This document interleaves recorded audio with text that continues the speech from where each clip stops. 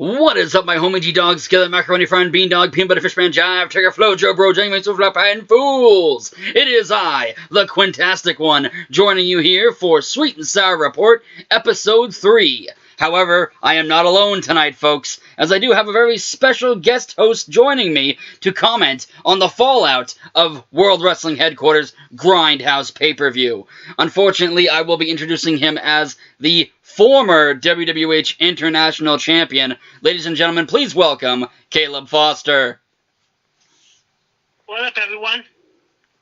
Alright, Caleb. Now, I understand that you are actually recovering, still in the hospital as we speak here. So I do definitely appreciate you showing up on the show here to give your thoughts on Grindhouse.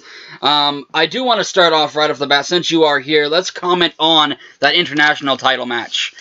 You fought against, of course, a challenger, Reaper. You guys have been at each other's throats 4 weeks now, and a lot of people, especially in the last podcast for World Wrestling Headquarters, were writing you off as a guy that Reaper had his number on, but that's not what I saw going into the match. But going in, what were your thoughts facing Reaper one-on-one?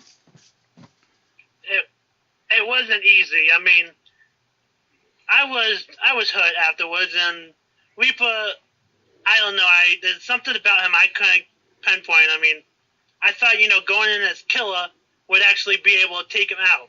I was wrong by a long shot. You used a damn chainsaw, my friend. Yeah, that was something I'd never done before. Now, there's a lot of controversy actually surrounding the ending of this match because, like I said, a lot of people were writing you off as a foregone conclusion that Reaper was going to beat you. But from what I was seeing, you seemed to have his number towards the end there and getting ready to successfully defend your title when Enigmatic Consumption came out to the ring and apparently officially inaugurating Reaper as a fourth member, attacking you, costing you the match and the championship. Do you have any thoughts on that? Yeah, I could say one thing. Fucking cowards. What they are. Absolutely. When it comes to the kind of Wolfpack tactics, that's the kind of thing that's been putting over Enigmatic Consumption as a thorn in the side of people that have been involved with them. But you weren't even involved with Enigmatic Consumption. It's like they just came out of nowhere. Go ahead. I mean, what part did they even have to be in that match?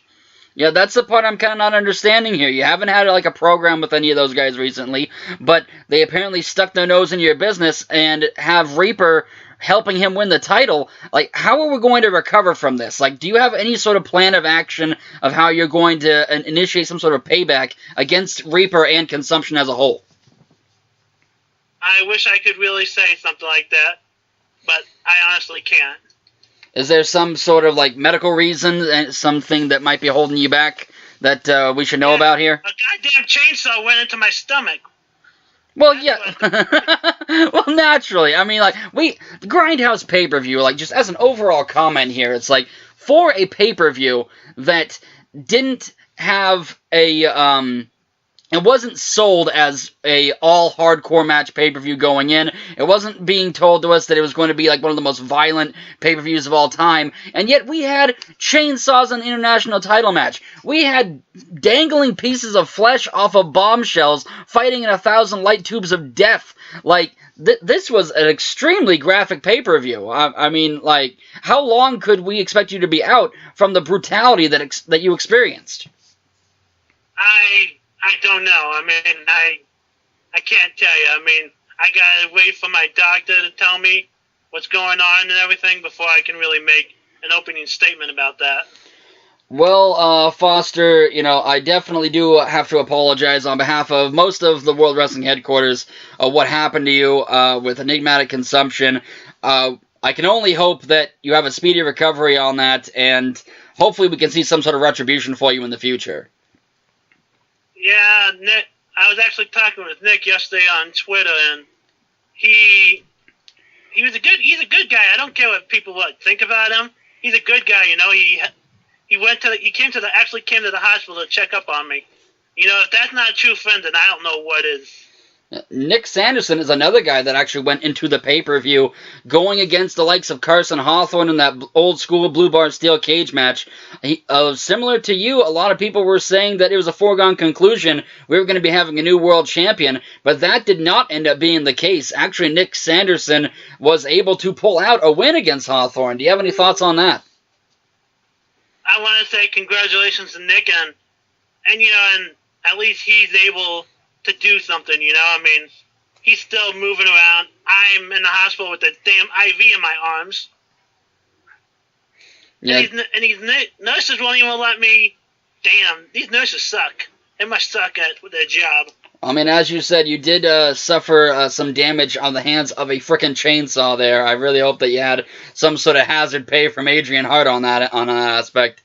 But when it comes to that, do you think Enigmatic Consumption, now that they have control of the tag team titles, they have control of the International Championship, unfortunately, and they don't seem to have unfinished business with the likes of Devin Copeland and Jason Cash, but do you think they will make a move against Sanderson now? Do you think Randy Fields will still have his eyes on that championship now that they're collecting gold? I don't know. I honestly don't. I don't know what goes through the mind of that nutcase, or any of the nutcases in the group. You know, I mean, I'm sure Nick Sanderson can hold his own. Are there any sort of particular members of the Consumption that you have your eye on for vengeance? Is it going to be, are you also going to be vying against Randy Fields for delivering his finisher against you, or will you be trying to challenge again against Reaper to get your title back? If there's anyone that I want to get payback, it's Reaper. But, you know, I can't do anything right now. And if you saw my Twitter, you could tell that it was bad. It got bad when I was at the hospital. Yeah, I'm definitely looking forward to your hopeful return someday. Before we let you go, before we end off the podcast for this episode, I just want to get one final thought from you. Since you will be out for a couple of weeks, is there anybody on the roster right now that you feel could be a good surrogate to try to challenge for the international title while you're away and recovering? Do you think there's anyone who can step up to the plate against Reaper and let him know that he can't possibly get away with what he's done? God, there's so many choices out there. It's really tough to really pick. But there's anyone that I think would be a good challenge for Reaper, it would be... God, sorry, this is tough. I'm still recovering. I understand, Mr. Foster. I just appreciate you coming on to the podcast today. Now, that's no problem. You have a podcast. You have Adrian sent you a podcast. Asked you to do a podcast. It's your job. I understand. Yeah. There's a lot of good challengers out there for Reaper. I really can't pick one.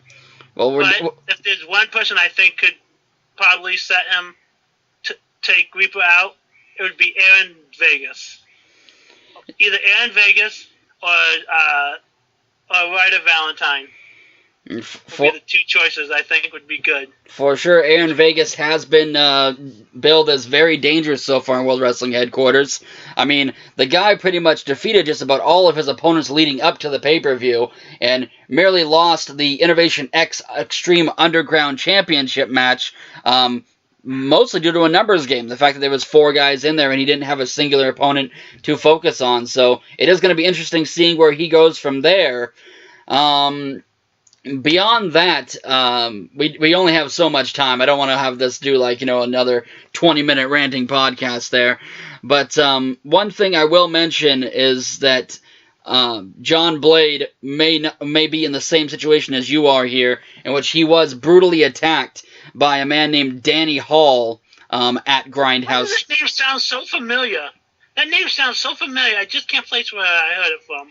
It sounds so familiar, though. I've heard some ripples about this Danny Hall individual, but unfortunately, he has seemingly taking John Blade out for what looks like for good. We have not heard from him. We weren't able to get a hold of him for this podcast as well, but I'm glad to see that you were at least sitting up, able to speak coherently and give your thoughts on the pay-per-views thus far. When it comes to Danny Hall and John Blade, it looks like the Quintastic one is going to be in the market for another tag team partner, but until then, I'm gonna be very interested in seeing if Danny Hall can handle me in a one-on-one match and see how he handles somebody face-to-face rather than attacking them from behind in the locker room. But there is some good news on my part, though. I will be at Showdown. Oh, so you will be at Showdown. That is definitely going to be a must-see show then, because we're going to need some answers from Reaper as to why he's joining forces with Enigmatic Consumption, and we're apparently going to be getting a special message from you, so I'm definitely looking forward to seeing that. You'll be seeing me on crutches, trust me. I'll be on crutches coming, because the nurses are hitting me up with IVs, they're filling me up with drugs, and they want me to walk around on crutches. Like, come on, leave me alone. Well, these nurses are crazy, man. Well, Godspeed to you, Caleb Foster. You would not be a former international champion for World Wrestling Headquarters if you didn't have the healing powers of a superhero. So we definitely look forward to seeing you back and hoping that you're going to be able to get some form of retribution against Enigmatic Consumption and Reaper. I'll give you some final thoughts before we close out the show, sir. Well, I was talking with the boss, and he sent me a contract for something else, I told him I don't want to be away long, and he sent me a contract which I'll reveal on Showdown. All right, Mr. Foster, once again, thank you so much for showing up here today.